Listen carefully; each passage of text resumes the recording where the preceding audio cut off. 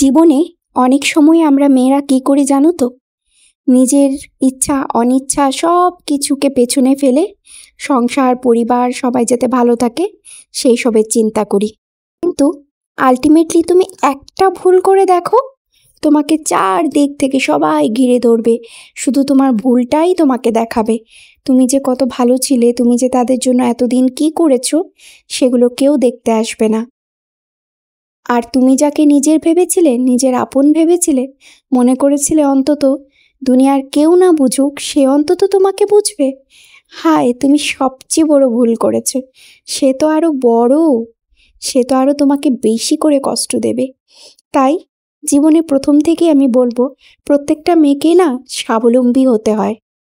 অন্তত খাওয়া পড়া নিয়ে কেউ যাতে কোনোদিন তোমাকে খোঁটা না দিতে পারে সেটা কিন্তু দেখতেই হবে। তোমার খাওয়া পড়া, তোমার কাপড় চোপড়ের দায়িত্ব কেন অন্যজন নেবে? এই যে রিচুয়ালসটা আছে না, ভাত কাপড়ের দায়িত্ব, আমার মনে হয় না এটার মধ্যেই গলত। যার যার ভাত কাপড়ের দায়িত্ব তারকেই নিতে হবে। তুমি বিয়ে করে ভাবছো ওই বাড়িতে যাবে আর সবাই তোমাকে খুব সুন্দর করে আপন করে নেবে, আসলে কিন্তু তেমনটা হয় না। হ্যালো হাই এভরিওয়ান, কেন এরকম কথা বলে আজকের ব্লগটা শুরু করলাম সেটাই ভাবছো তো? আসলে আজকে মনটা ভীষণ ভারাক্রান্ত, তাই ব্লগ ভিডিওটা দিতেও অনেক লেট হয়ে গেল। যেই ব্লগ ভিডিও আমি বিকেল থেকে শুরু করে রাতের মধ্যে অন্তত দিয়ে দিই, সেটা দিতে দিতে আজকে আমার 12টা বেজে একদম মধ্যরাত হয়ে গেল। যে ওই দিন বলছিলাম আমার এক ফ্রেন্ডের কথা, যে চিরজীবন না খুব ভালো মেয়ে, ভালো বান্ধবী, সবসময় ভালো হয়ে থাকার চেষ্টা করেছে, তার সাথে আলটিমেটলি দেখলে গেলে ভগবান অনেক খারাপ করেছে জানো তো। তার কথাটাই মাথার মধ্যে শুধু ঘুরছে। যেই মেয়েটা কোনোদিন কোনো পরপুরুষের দিকে মুখ তুলেও তাকায়নি, কেউ যদি তাকে প্রপোজ করতো সে সবসময় তা ফিরিয়ে দিয়েছে, কারণ সে সবসময় এটা ভেবেছে যে তার বাবা যাকে সিলেক্ট করে দেবে সেই হবে তার জন্য বেস্ট। জানো তো, সে এখন রিগ্রেট করে ওই দিনটাকে নিয়ে, যেই দিন সে এই বিয়ের প্রপোজালটাকে হ্যাঁ বলেছিল। কেন যে হ্যাঁ বলেছিল সেটাই সে শুধু ভাবতে থাকে। আর আমি তার বান্ধবী হয়ে তাকে কোনোই সাহায্য করতে পারছি না। তার থেকে বড় দুঃখ আমার যেমন লাইফে আর আমি আর কিছুই পাচ্ছি না। প্রথম দিন যে একটা ভুল করে তাকে যখন তুমি মাফ করে দেবে না, সে আরও ভুল করবে। তার যখন চরিত্রের মধ্যেই আছে ভুল করা, তার একটা ভুল, দুইটা ভুল, তিনটা ভুলও তুমি মাপ করে দাও, তারপরেও দিন শেষে দেখবে সে ভুল করেই যাচ্ছে আর তুমি মাপ করেই যাচ্ছ। একটা সময় এরকম আসবে যে সে তোমাকেই ভুল প্রমাণিত করবে, তোমাকেই সবার সামনে খারাপ প্রমাণিত করে দেবে। তুমি যত ভাববে তোমার ভালোবাসা দিয়ে, তোমার প্রেম দিয়ে, তোমার আদর যত্ন দিয়ে তুমি তাকে বেঁধে রাখতে পারবে, তোমার করে রাখতে পারবে, কিন্তু দিন শেষে সেরকম কিছুই হয় না জানো তো। আজকে রান্না করতে করতেও জানো এইসবই ভাবছিলাম। ভাবতে ভাবতে আর কোনো কথাই তোমাদের সাথে শেয়ার করতে পারলাম না। ভয়েস ওভারেও গিয়ে এইসব কথাই শুধু শেয়ার করছি। আমার এই কথাগুলোর সাথে বাস্তবতার কতটুকু মিল আছে সেটা তো তোমরাই কমেন্টে আমাকে জানাবে। আসলে আমরা মেয়েরা সব সময় পুরুষদের ভুলগুলোকে ঢাকার চেষ্টা করি না, আলটিমেটলি কী করি জানো তো, ওদেরকে আরও প্রশ্রয় দিয়ে দিই, ওরা যাতে দিন শেষে তোমাকে আরও আরও আরও ভুল করে করে দেখাতে পারে। আর একবার যদি কেউ তোমার গায়ে হাত তোলে, তুমি যদি সেটাকে মেনে নাও তাহলে তো হয়েই গেছে, বারবার সে তোমার গায়ে হাত তুলবে। তুমি ভাববে যে তোমার গায়ে হাত তুলেছে একবার, তুমি ক্ষমা করে দিয়েছো, নেক্সট টাইম না হয় আর সে তুলবে না। কিন্তু জানো তো, এরকম কখনো হয় না। যে একবার তুলতে পারে সে 10বারও তুলতে পারে, তার কিন্তু কোনো বিবেকে সেটা বাঁধে না। তুমি যার ভুলগুলো ঢেকে রেখেছিলে এতদিন, সমাজ যাতে না জানুক, সেই তোমাকে সমাজের চোখে অপরাধী করে তুলবে। সমাজের চোখে এরকম একটা বিষয় তৈরি করবে যেমন তুমি নিজেকে ভাবতে থাকবে, হ্যাঁ মনে হয় আমিই খারাপ ছিলাম আর সবাই ভালো ছিল। আসলে দিন শেষে তুমি যদি দেখো যে কোথা থেকে ব্যাপারটা শুরু হয়েছিল, তখন দেখতে গেলে দেখবে তোমার চারপাশে যারা ছিল তারা একটু একটু একটু একটু করে তুমি যে স্বচ্ছ পবিত্র মনটা নিয়ে বিয়ে করে এসেছিলে সেই মনটাকে বিষিয়ে তুলেছে। প্রথমে যদি ভাবো তখন দেখবে তুমি কিন্তু এমন ছিলে না, তোমার একটু একটু করে তোমাকে ক্ষত দিয়েছে।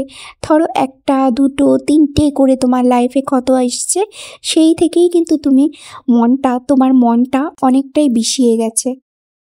জানি না আমার কথাগুলোর সাথে তোমরা কতটা রিলেট করতে পারবে, আর যদি রিলেট করতে পারো তাহলে কিন্তু কমেন্ট করে অবশ্যই আমাকে জানিও। আজকে মনটা ভীষণ খারাপ, তাই রান্নাবান্নাতেও সেরকম মনোযোগ ছিল না। নিজের জন্য করে নিয়েছি ঢ্যাঁড়স ভাজা, হাজব্যান্ডের জন্য করেছি পটল আলুর দম, আর মেয়েদের জন্য করে নিয়েছি পাবদা মাছ। তারপরে ওই যে একটু ঘরের বাকি টুকিটাকি কাজ করে স্নান করে ছাদে গিয়ে ফুল নিয়ে এসেছিলাম। ফুল এনে আজকে যেহেতু সোমবার, মহাদেবের একটু সুন্দর করে জলাভিষেক করে নিয়েছি। আজকে দুধাভিষেকটা করতেও কেন যেন মনটা ইচ্ছেই করছিল না, এত খারাপ লাগছিল যে একটা মেয়ের সাথে ঠাকুর কীরকমভাবে এরকম করতে পারে। মেয়েটা তো এরকম না, কেন সবাই মেয়েটাকে খারাপ ভাবছে? আমার না ভীষণ খারাপ লাগছে।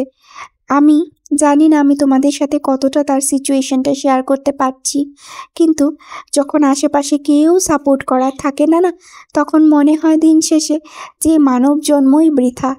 আবার যখন সেই ভক্তিপথের কথা চিন্তা করি তখন মনে পড়ে যে ওই যে 84 লক্ষ জনম পার করে আমরা এই জন্মে এসেছি, এই মানব জন্ম এত দুঃখ পাওয়ার জন্য।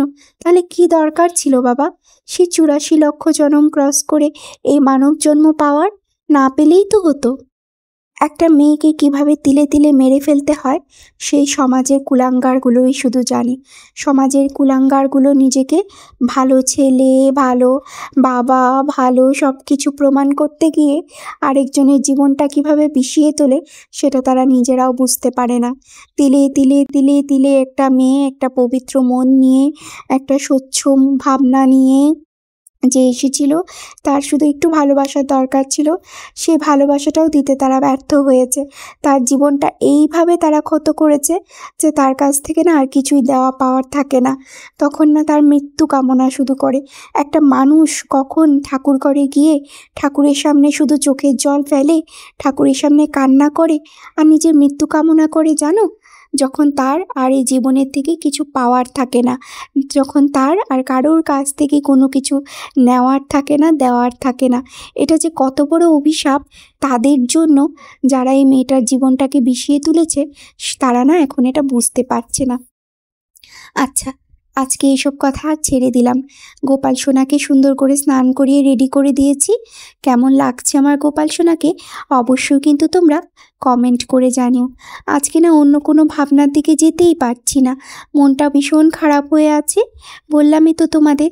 তাই আমাকে আজকে ক্ষমা করে দিও। আমি তোমাদের সাথে একটু আজকে এইসব কথাই শেয়ার করে দিলাম।